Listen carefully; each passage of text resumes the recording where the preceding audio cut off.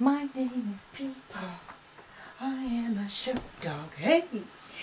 Hi, this is my recap of Southern Charm in the Cups, Season 1, Episode 4. And Pocket and I, say hi Pocket, hi guys. Pocket and I are going to recap this episode together. I, once again, have had a screwdriver because this whole show is about screwing and drinking. And I hope to make it through this recap okay. First off, let me just say I love the theme song. I find it really cute and kind of dance-worthy. So we open up with Cameron, who has passed her real estate license exam and is looking for a job. And she is interviewing with Eve, who is a very tough real estate agent. And Eve is really working her over and giving her a hard time. And Cameron basically charms her way onto the job by saying how great Eve looks and all that.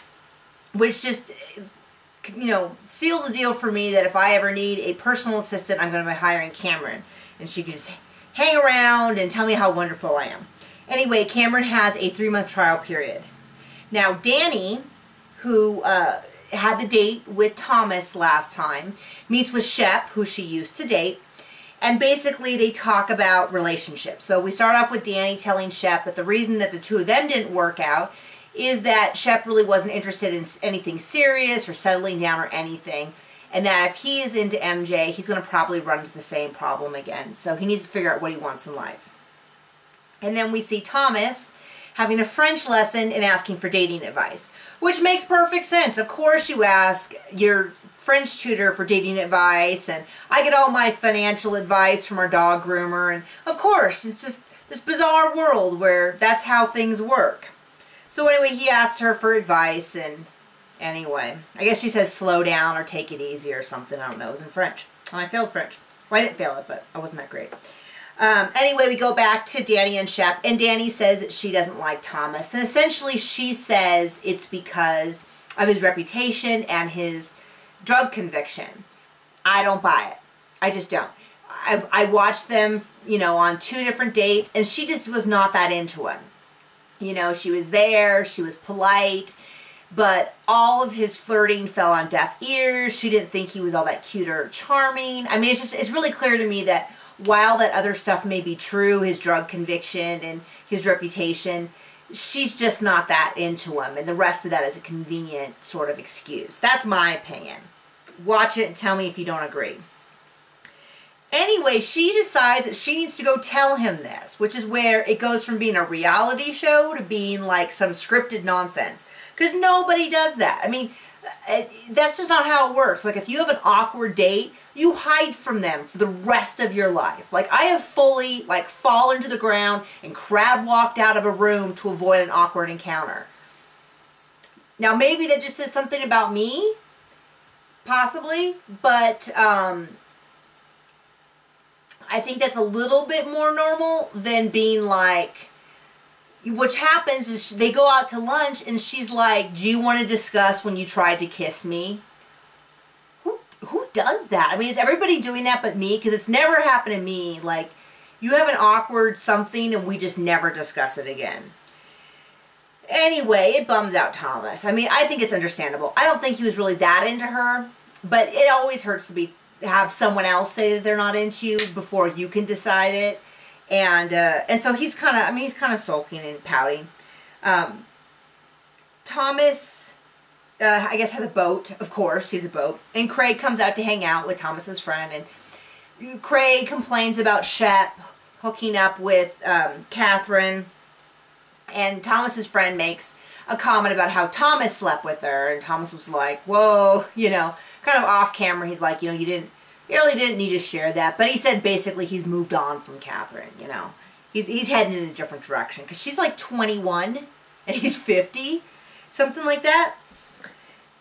Next we have, let's see, Thomas and Shep go fishing. And Thomas refers to himself as T-Rav. And I busted out laughing. I thought that was the funniest thing ever. But the rest of my notes I refer to him as T-Rav. So maybe he's onto something here.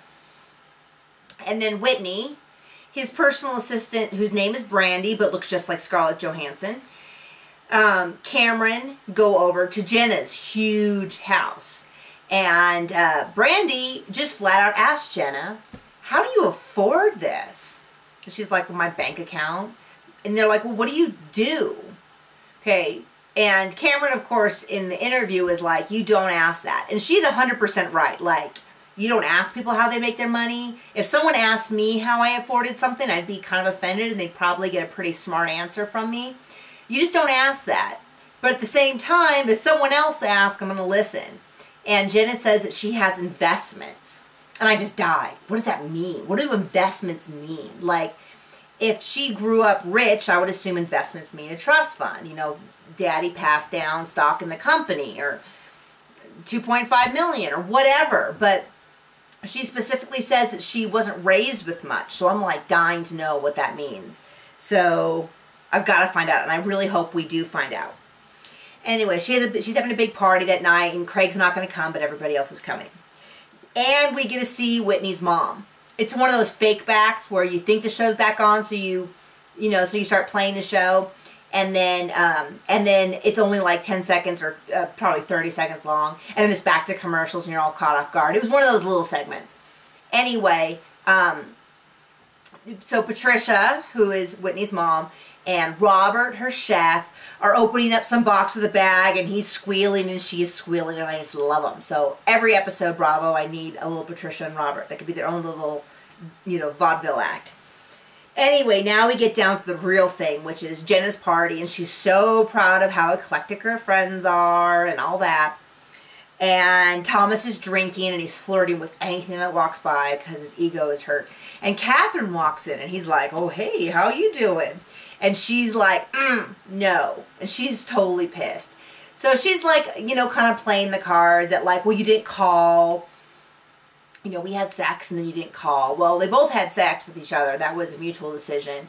And then she slept with Shep afterwards, and he was chasing Danni. So it's hardly like one of them is the wounded one here. But anyway, we find out that they had unprotected sex. Like, on TV, like, I didn't know people did that. I didn't know that you admitted it. Like, it's like I'm a time warp here. I don't know why. It completely shocked me to hear that.